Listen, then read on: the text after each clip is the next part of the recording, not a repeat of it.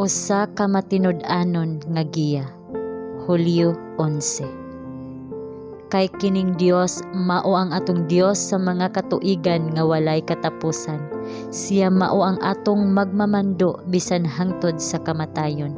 Salmo kapitulo 48 bersikulo 14. Walay kamatuoran nga mas tin-aw nga gitudlo diha sa Biblia kaysa nga ang Dios pinaagi sa iyang balang espiritu espesyal nga nagmando sa iyang mga alagad dinhi sa yuta diha sa dagkong mga kalihukan alang sa pagpadayon sa buhat sa kaluwasan.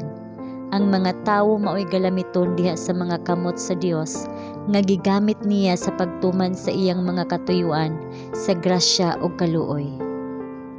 Nadasig ako og napanalanginan samtang akong naamguhan nga ang Dios sa Israel nagiya gihapon sa iyang katawhan ug nga siya magpadayon sa pag-uban kanila bisan hangtod sa katapusan.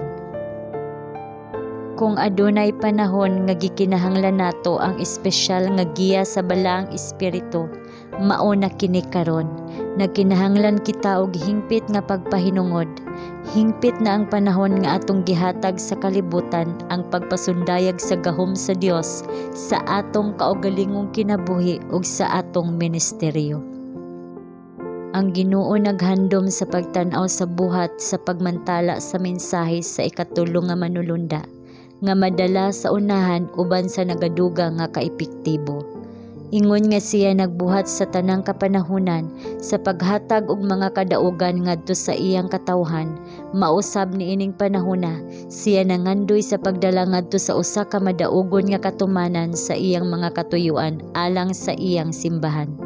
Iyang gihangyo ang iyang matuohon nga mga balaan sa pag-uswag nga nagkahiusa, gikan sa kusog ngadto sa mas dako nga kusog, gikan sa pagtuo ngadto sa dugang nga kasiguruhan ug pagsalig sa kamatuoran ug sa pagkamatarong sa iyang kausa. Kita kinahanglan nga mobarog nga lig-on, ingon nga usa ka bato sa mga prinsipyo sa pulong sa Dios. Sa paghinumdom nga ang Dios uban kanato sa paghatag kanato og kusog sa pagsugat sa matag bag-o nga kasinatian. Atong huptan ingon nga sagrado kaayo ang pagtuo nga gipamatud-an pinaagi sa pagpanudlo og pag-uyon sa Espiritu sa Dios gikan sa atong kinaunahang kasinatian hangtod karon.